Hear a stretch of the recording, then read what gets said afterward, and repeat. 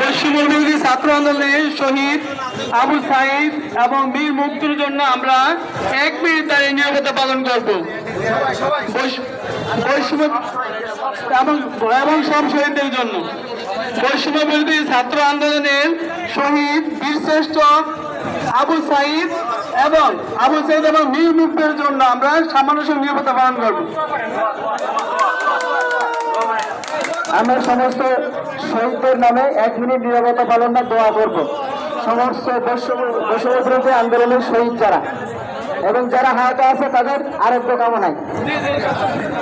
Hello, যারা আমরা আন্দোলনে এসেছি আমরা সবাই মাঠে থাকবো, আমরা সবাই মাঠে আসবো।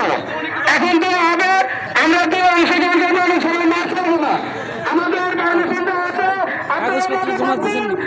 না না এগুলো আগে তো ওর তো কোভিড তারপর কি কাগজপত্র এটা তো একটা এলো কথা না। ছাত্র আন্দোলন শহীদদের জন্য আমরা